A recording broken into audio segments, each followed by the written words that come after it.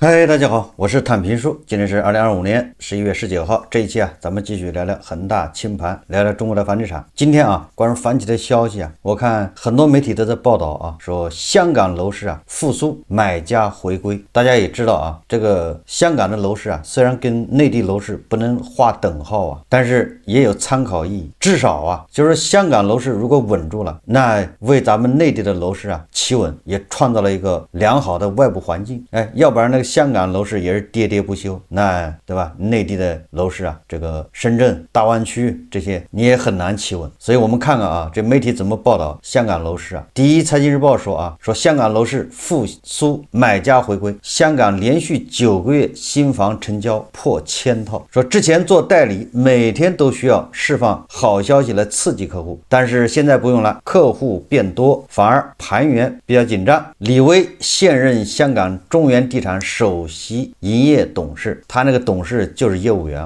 客户经理，在香港从事房地产工作已有近30年时间。在经历了过去4年的调整后，香港楼市如今又重现热闹景象，众多新盘销售火爆，客户大手笔横扫整层房源，租金回报率达到4厘，外国客户重回市场。他这个外国客户重回市场，咱们前几天也介绍了1/4是内地客户。成交数据表现亦十分亮眼。据中原地产数据，10月份一手成交突破1700宗，已连续9个月企稳1000宗以上，追平2019年3月至11月的最长纪录。同时全月录得至少64宗成交金额逾5000万元的大额交易，创1年新高，涉及总金额68亿元。买家重返香港楼市的背后，一方面是撤辣及一系列政策组合拳使得香港购房税负减弱，刺激需求释放；另一方面是美联储降息周期下带动香港房贷利率跟随下行，居民购房负担持续降低，同时租金收益稳定回升，也使得资产配置方向再发生变化。业内认为，历经多轮周期的香港楼市当前已出现止跌回稳势头。摩根士丹利、花旗等国际大行均认为，香港地产市场在2025年走出低谷后将进一步复苏，进入上升周期。这个是一家之言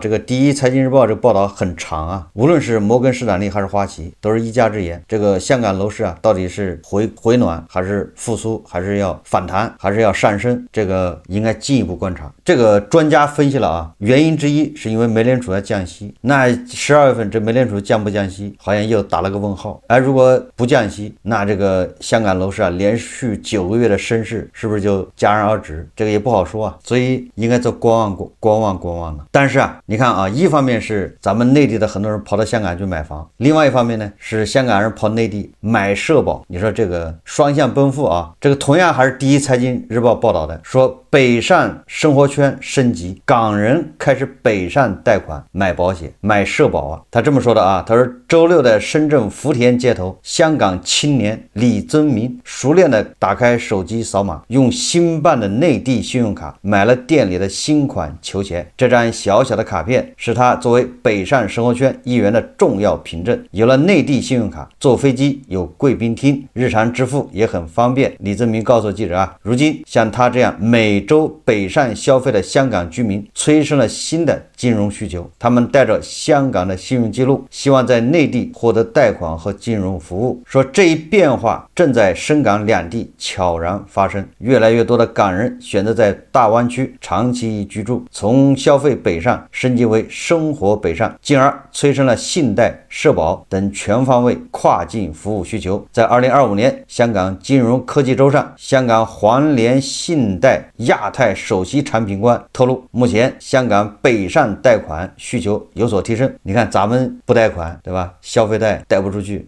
香港人北上来贷款，这也是好事北上买保险也成为社交平台上的新热点。50多岁的港人李先生给记者算了一笔账，说每月缴纳898元养老保险，20年后在深圳退休，预计每月可领3000多元退休金，这样领4年就能回本。广东省社会保障基金管理局数据显示截至2024年8月，港澳居民在粤参加养老、工伤、失业保险共33万人次，较2021年底增加120%。这个香港好像一共是700多万人是吧？33万人大概就5%嘛，这个比例啊有望进一步扩大。你看内地的人跑到香港去买房，有钱人啊，香港人跑内地来上保险。虽然他这个保险这个账算的我有点糊涂啊，每个月缴纳898，20年后退休了啊就能领3000多，4年领完，我觉得啊4年就能回本，我觉得他这个算的是不是有问题啊？他是交的什么社保啊？灵活就业吗？还是什么？怎么一个月只要交898，退休以后就3000的退休金？我总感觉他算错了啊！他这个很有可能说的是他个人交898，是不是单位还得交吧？也就是这个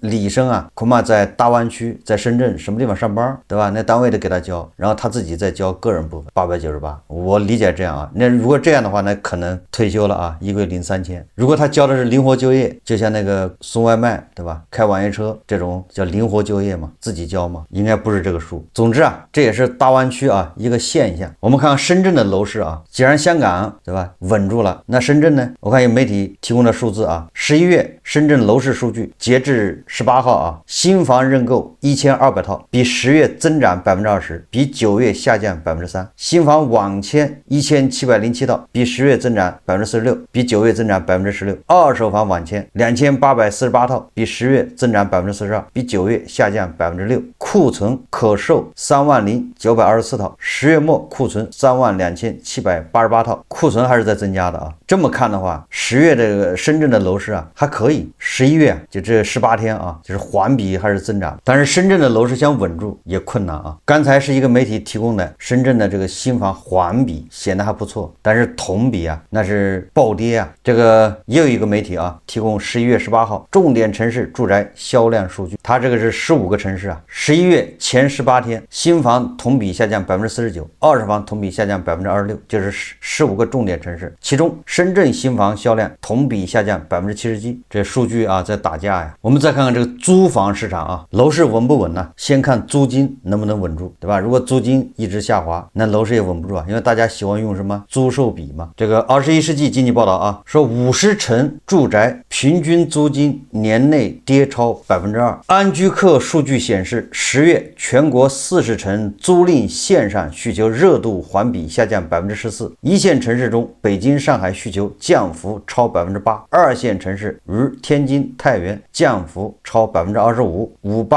安居客研究院院长张波向21世纪经济报道记者表示啊，租房需求下降核心原因是3季度、毕业季、入职季等传统租赁旺季结束，新增租房客群规模减少，也就是应届生、外来务工者啊减少，外来务工的人都回家叫什么规模性对吧？返乡置乡去了，提前回家过年了。同时，部分城市产业升级下的劳动力流动放缓，叠加职住平衡政策下的本地租房需求趋于稳定，整体需求进入季节性低谷。另据中指研究院数据，10月重点全国50城住宅平均月租金是34.57元每平米，环比下跌0.49%。前10月50城住宅平均租金累计下跌2.45%，跌幅较2024年同期扩大0.38个百分点。那从这个租金变化就可以看出啊，这个楼市没稳住啊，这个租金跌幅还扩大了，正好对应着吧最近这个楼市啊也加速下跌的这种趋势。张波认为，今年以来租金下行主要受2方面因素影响，一方面是租赁房源供给量增多。安居客数据显示，全国40个城市个人房源线上新增挂牌量同比上涨超过10%，大量房源集中入市，竞争有所加剧，部分房东为避免控制选择主动降价。另一方面，保障性租赁住房上市，保障性租赁住房租金一般会低于市场化租金，对周边租金会产生直接影响，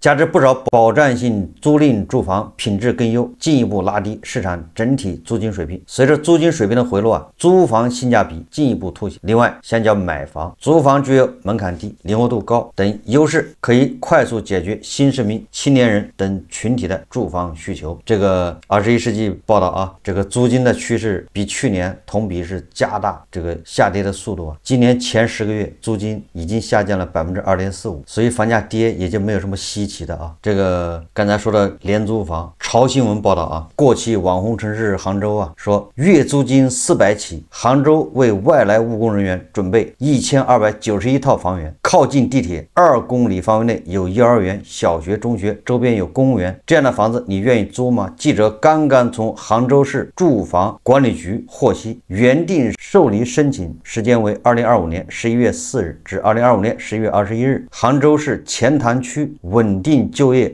外来务工人员公共租赁住房2025年第2期实物配租延期至2025年11月28日。作为杭州市先行试点区之一，为了将更多稳定就业外来务工人员纳入公租房实物配租保障范围，进一步扩大住房保障覆盖面，钱塘区申请门槛比较低，没有学历、职称、职业资格等相关要求。需要注意的是，稳定就业外来务工人员公共租赁住房的申请家庭不可同时申请和享受杭州市区2级公租房等住房保障。申请家庭公租房保障期限累计不得超过6年。主申请人和共同申请家庭成员享受其他公租房保障及杭州应届大学生租房补贴期限需累计计入。这是潮新闻报道的啊，什么意思呢？那也就是说啊，你是在杭州务工的打工的啊，你可以申请。我看了一下，它这好多都是8块9块1平米1个月，也就是你要申请个100平的，当然了不知道有没有100平的啊，那一个月也就900块钱。那这在杭州那是相当便宜啊，不过它数量少啊，一共才1291套。这个外来务工人员那得排队吧？刚才21世纪报道说了，这样的公租房对吧，价格这么便宜，但是它量少，只有1000多套，那肯定会叫拉低对吧？当地的这个租房的这个房租水平啊。财经网报道啊，说清华大学五道口金融学院房地产金融科技研究中心在今年8月发布一份2024至2025住房租赁行业发展报告。该报告显示啊，我国经历了世界历史上规模最大、速度最快的城镇化进程。在此过程中，我国人口在城市、城乡之间大规模迁徙，形成庞大的流动人口，从而形成拥有2.6亿租赁人口的市场基本盘。也就是说啊，咱们有2.6亿人需要租房住。这个租房实际上不是说这2.6亿人都没有房子啊，而是他们需要租房。那也有可能你在上海有房，但是你在深圳上班，那你在深圳可能叫租房，就这么个逻辑。你在老家对吧，5线城市有房，但是你又在广州上班，那你在广州有可能买房，有可能叫租房啊。所以说我们有2.6亿人需要租赁住房，其中啊，新市民青年人的租房群体达到近2亿人。另据中联粮行报告，受晚婚晚育趋势与家庭小型化影响，家庭小型化就是现在我们户均人口啊，一户啊只有2.62人，就是家庭更加小型化，3口之家、2口之家居多，租房周期显著拉长，部分纯体租房时长超过10年。庞大的新市民年轻人的租房需求，也正是保租房筹建的初衷。这一刚性住房需求为保租房提供了稳定的支持，而保租房亦凭借相对价格优势以及区位优势，取得了优于市场水平的租金表现。咱们就事论事啊，这个保租房对吧，廉租房、公租房，就这些，反正这个租金水平明显低于市场水平的这个房子，如果建的越多，保障的越多，那是不是租金水平就越低？租金水平越低，是不是那个商品房，咱们不都是算那个租售比吗？那商品房那房价还能稳得住吗？还得跌啊，对吧？这逻辑不就这么个逻辑吗？你这边保障房、廉租房、公租房建的越多，你那边对吧，这个商品房那就跌得越厉害。实际上这个还不算这个最惨的啊，也就是这个影响不大，因为它这个保障房、租赁住房的这个盖也没那么容易，对吧？你一个城市能盖多少万套啊？以杭州为例啊，杭州这么大城市，你盖个1万套，对吧？它影响都是有限的，它只是一个这种叫指向性的意义。我觉得最大的问题是什么呢？最大的问题就是规模性的返乡滞乡，很多进城务工的人，很多年轻人、大学生，对吧？好不容易考上大学的，他在城里找不到工作，混个半年，身上钱没了，他就回家了，接着过年，对吧？回家他就出不来了，找不到工作啊，对吧？还有年轻人被裁了，对吧？身上钱花完了，他也就回家了。当大量的人口返回自己的所在地，不再出去流动，不再出去就飘嘛，对吧？到上海、到深圳、到这个北京、到成都、到杭州这样飘，那你的租房需求是不是锐减？你租房的需求一减，但是你这个房子还在那儿啊，并没有少啊，所以这个供大于求，租金还得下降。租金一下降，那你房价怎么稳呢？对吧？城里面很多房子根本就租不掉，你你那位置不好，价格如果不降的话啊，那房子租不出去。很多业主啊，他能忍受房价下跌，但是他不能忍受房价下跌的同时，房子他租不出去，那这个资产它就不是什么优质资产。你房价下跌不要紧，那是账面损失，我不看，我每个月有2000块钱的这个租金收入也挺好，是不是这个逻辑啊？但是一旦你房价不仅在下跌，而且你还租不出去，那你这个房子就是个麻烦，你还交物业费啊。在北京的话，北方还交暖气费，这费用不小啊。所以目前看啊，光是房地产啊讨论呢，我觉得更多的要看这个，一个是写字楼的空置率有没有上升，这个本质上还是看就业。你所在的城市啊，如果就业还不错，写字楼空置率在下降，写字楼的租金在上涨或者稳住了，那就说明就业稳住了。就业稳住了，就说明对吧？来漂的人、来打工的外来人员就稳定了，人口在流入，人口流入，那商品房的这个出租啊，租金就稳住了，韭菜的收入也稳住了，那就业稳住了嘛？那这样的话，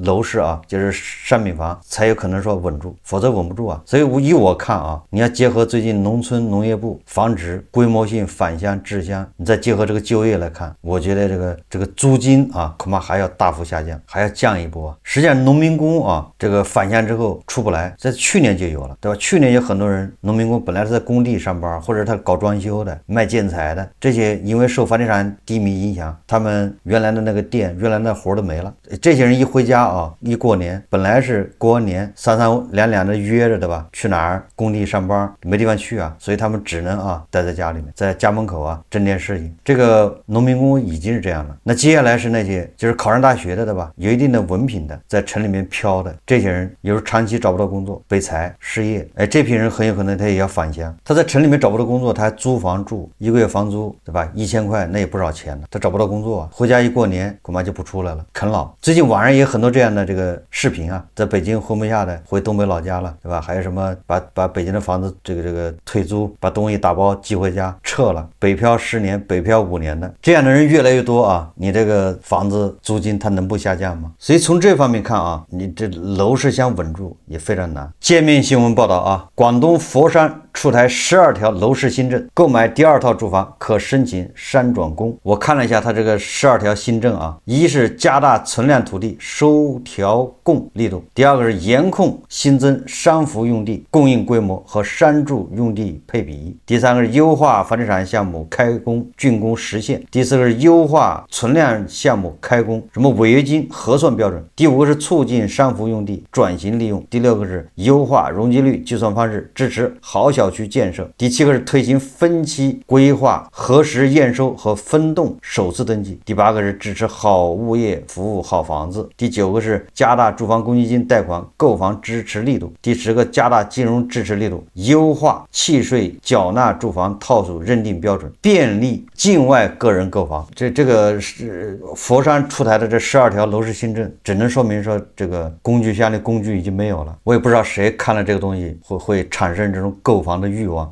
巧妇难为无米之炊呀。10月19号，大碗新闻记者从阿里资产拍卖平台看到，广州地标建筑广州源大厦上架2拍，起拍价从13.6亿元降至12.2亿元，此前因无人报名出价。大碗新闻记者从平台看到2拍时间11月27日到28日，拍卖包括广东兴业国际实业有限公司重整投资权益。这个广州源大厦啊，评估价是17亿，一拍起拍价打了8折，是13.6亿起拍，那就没人拍嘛，所以2拍再次下调为12.2亿元，打9折，在原来的基础上打9折。我印象中啊，这个大厦当时建的时候是10个亿左右吧，成本价，你现在还拍12个亿，这个恐怕够呛。我们接着关注啊，我估计这一次他还得流拍。不过他这个房子啊，最高是到56亿，建的时候是花了将近10个亿啊，最高涨到评估价是56亿，反正现在卖12个亿，我想啊，它很有可能跌到这个成本价以下。联想到这个深圳那个凶宅都能拍得出去，对吧？好多人抢，那就说明你这个拍不出去啊，是因为你价格还没降到位。就是丑不要紧吗？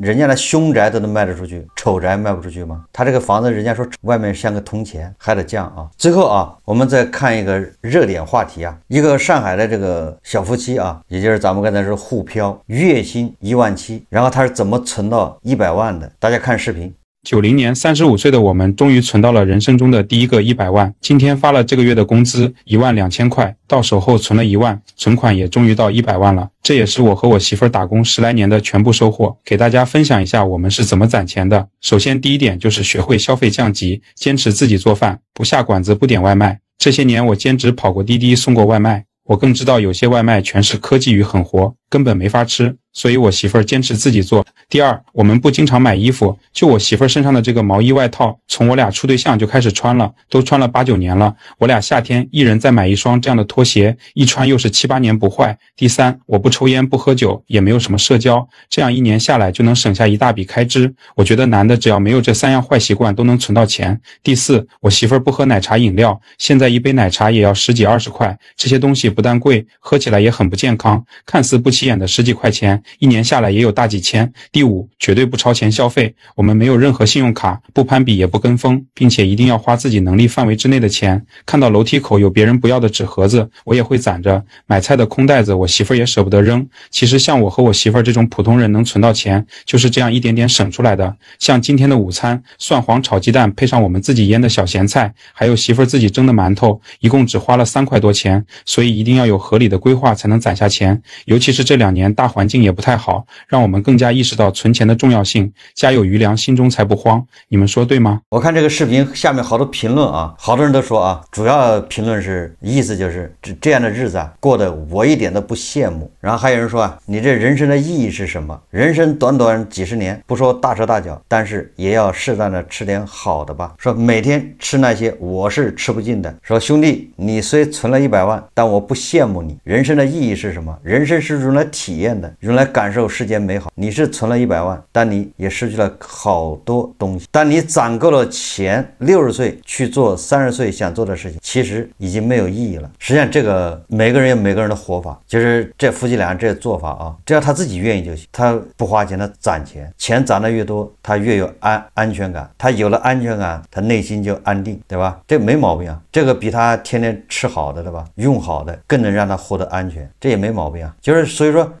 每个人有每个人自己的活法，我们不能拿自己的尺子去衡量别人，但是呢，凡事有度，对吧？如果过于节约啊，其实主要在别人看来的不值当，对吧？我个人认为啊，像这样的夫妻俩，除非他们有别的目标，是吧？说要攒钱买房或者干什么，否则的话，他没有必要这么过于节俭啊。也就是说，他应该攒够什么钱呢？他攒够3年的这个钱，就是我们叫底线思维啊。底线思维什么意思？就这3年你失业了，找不到工作，夫妻俩都失业，家庭收入断了，没有来源，那么你手上如果有够你支撑3年的这个钱，够你3年花销的钱就够了，这是一个安全底线呢。这样的话，你一旦对吧，夫妻俩都失业，那你不至于就匆匆忙忙连滚带爬，对吧？这个时候你可以从容容啊，游刃有余啊。3年时间你可以改行了，可以渡过难关。3年时间再不行，对吧？你可以送外卖，开网约车，你适应了就好了。也就是说，你要留出一定的这个余量出来，这个余量实际上是一个底线思维，就是你突然对吧都没有工作了，那你怎么办？那你存的这个钱能够保你啊从容容，不慌不忙，游刃有余吗？实际上我们要牢记啊，你工作是为了生活，你攒钱也是为了生活，攒钱不是目的啊，工作也不是目的啊，对吧？你这一切目的都是为了生活，只不过是想对吧怎么样更好的生活，所以你对工作你对存钱就都做出安排，不要本末倒置啊，人生就是体验，没毛病啊。好，这期节目咱们就聊到这里，感谢大家收看。如果喜欢我的节目，欢迎订阅转发，也可以在下方留言评论，谢谢大家。